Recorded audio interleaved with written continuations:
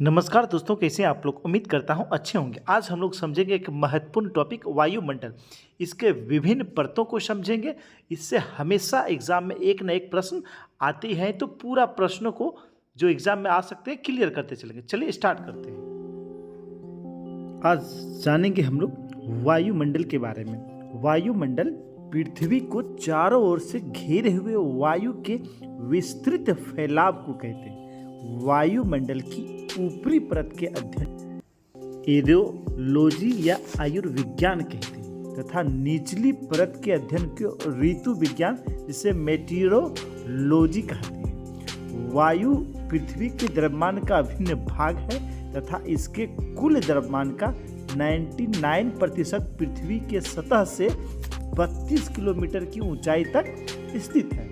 वहीं वायुमंडल में पाए जाने वाले महत्वपूर्ण गैस की अगर बात करें तो इसमें nitrogen 78.8%, oxygen 20.95%, organ 0.93%, carbon dioxide 0.036%, neon 0.002%, helium 0.0005%, krypton 0.001% और जेनन जो है 0.00009% और हाइड्रोजन 0.00005% पाया जाता है। यानी सबसे अधिक जो गैस पाई जाती है वह है नाइट्रोजन, और सबसे अधिक अक्रिय गैस अगर पाया जाता है तो वह है कौन सा? ऑर्गन। चलिए अब समझना है वायुमंडल की संरचना के बारे में, जिससे हमेशा एग्जाम में प्रश्न बनते हैं। तो वायुमंडल की संरचना को हम लोग समझते हैं। वायुमंडल के सबसे करीब यानी सबसे पहला जो निचला परत होता है वह है क्षोभमंडल। कौन सा? क्षोभमंडल। उसके बाद समताप मंडल, उसके बाद मध्य मंडल, उसके बाद आयन मंडल, और सबसे बाहरी जो परत होता है वह बाह्य मंडल कहलाता है। क्षोभमंडल यह वायुमंडल का सबसे निचला परत होता है और सबसे पहला परत होता है, जिसकी जो है मोटाई विषुवत रेखा पे 18 किलोमीटर और ध्रुवों पर 8 किलोमीटर होता है। क्षोभमंडल में ऊंचाई बढ़ने पर प्रति 100 मीटर की ऊंचाई जाने पर 1 डिग्री सेल्सियस तापमान में गिरावट दर्ज किया जाता है। क्षोभमंडल को संवहन मंडल भी कहा जाता है, इसे अधोमंडल भी कहा जाता है। तो इसे आप लोग ध्यान में रखेंगे। समताप मंडल। समताप मंडल की मोटाई होती है 50 किलोमीटर। ध्रुवों पर इसकी मोटाई अधिक होती है, विषुवत रेखा पे कम होती है। इसमें सबसे महत्वपूर्ण है कि इसमें ओजोन परत पाया जाता है। क्या पाया जाता है? ओजोन परत, जो परावैंगनिक किरणों से हमें बचाती है, जिसे पृथ्वी का सुरक्षा कवच भी कहा जाता है। और यह मंडल वायुयान के लिए सबसे उपयुक्त मंडल होता है।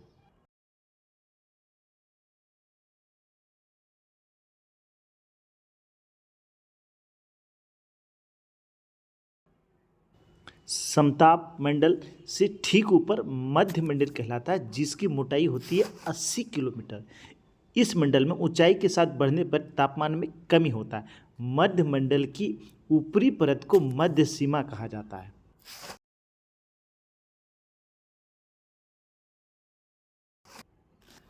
आयन मंडल। मध्य मंडल से ठीक ऊपर पाया जाता है आयन मंडल, जिसकी ऊंचाई होती है मध्य मंडल से ऊपर 80 से 400 किलोमीटर के बीच। इसमें विद्युत आवेशित कण पाए जाते हैं, जिससे आयन कहते हैं, और उससे ही इसका नाम आयन मंडल पड़ा। आयन मंडल में ऊंचाई बढ़ने के साथ तापमान में वृद्धि दर्ज की जाती है, यानी बढ़ती है। आयन मंडल में सबसे नीचे स्थित डी लेयर से लॉन्ग रेडियो वेव जो है पाया जाता है, इसका परत पाया जाता है, जिसके फलस्वरूप पृथ्वी पर रेडियो, टेलीविज़न, टेलीफोन एवं रडार आदि की सुविधा हमें प्राप्त होती है। संचार उपग्रह इसी मंडल में अवस्थित होते हैं।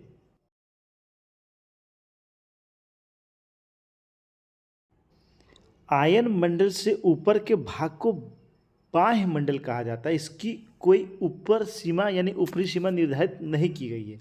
इस मंडल में हाइड्रोजन और हीलियम गैस की प्रधानता होती है। इस मंडल की महत्वपूर्ण विशेषता यह है कि इसमें ऑरोरा ऑस्ट्रालिस एवं ऑरोरा बोरियालिस की होने वाली घटनाएं हैं। ऑरोरा क्या होता है? ऑरोरा का शाब्दिक अर्थ होता है प्रातः काल, जबकि बोरियालिस तथा ऑस्ट्रालिस का अर्थ होता है उत्तरी तथा दक्षिणी। इसी कारण इन्हें जो है उत्तरी ध्रुवीय प्रकाश एवं दक्षिणी ध्रुवीय प्रकाश कहा जाता है। वास्तव में ऑरोरा ब्रह्मांडीय चमकते प्रकाश होते हैं जिनका निर्माण चुंबकीय तूफान के कारण सूर्य की सतह से विसर्जित इलेक्ट्रॉन तरंग के कारण होता है। ऑरोरा ध्रुवीय आकाश में लटके विचित्र बहुरंगी आतिशबाजी की तरह दिखाई देते हैं। ये प्रायः आधी रात के समय दृष्टिगत होते हैं यानी दिखाई देते हैं।